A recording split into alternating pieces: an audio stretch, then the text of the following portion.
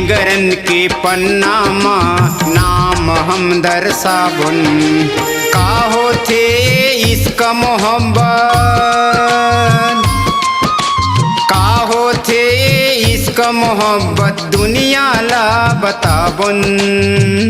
दीवाना प्रेम ग्रंथ के पन्नामा नाम हम दर्शाबुन। दीवानी प्रेम गरन के पन्नामा नाम हम दर्शाबुन।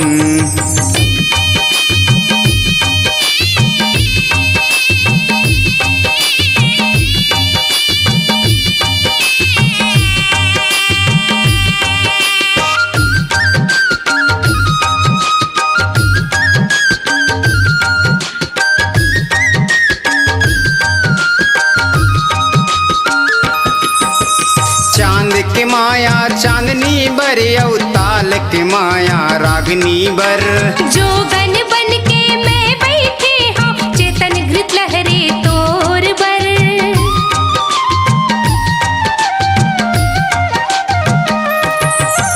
चांद के माया चांदनी बर अवताल के माया रागनी बर। जोगन बन के मैं बैठे हाँ चेतन घृत लहरे तोर बर। बादर के माया पलहरा बर यौ सागर के माया लहरा बर। लाख बिछा दे कत को पहरा मूला मया है तोर बर। मूला मया है तोर बर। सागर से हम मोती निकाल के, सागर से हम मोती निकाल के दुनिया ला दिखाबुन। दीवाना प्रेम ग्रंथ के पन्नामा नाम हम दर्शाबुन। दीवानी प्रेम गरन के पन्नामा नाम हम दर्शाबुन।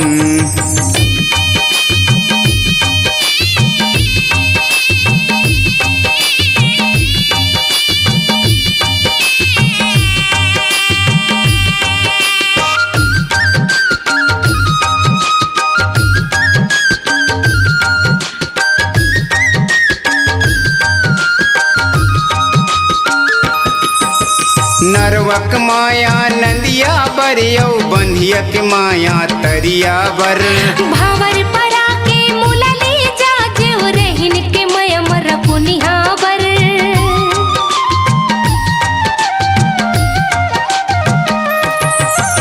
नरवक माया नंदिया बर यौ बंधियक माया तरिया बर।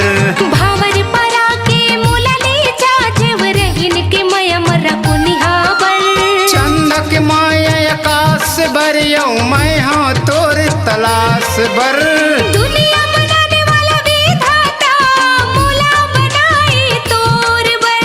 मूला बनाए तोर बर। सात भावर के बंधनामा,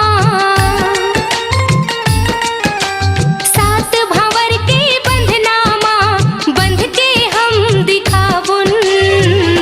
दीवाना प्रेम ग्रंथ के पन्नामा नाम हम दर्शाबुन। दीवानी प्रेम गरन के पन्नामा नाम हम दर्शाबुन।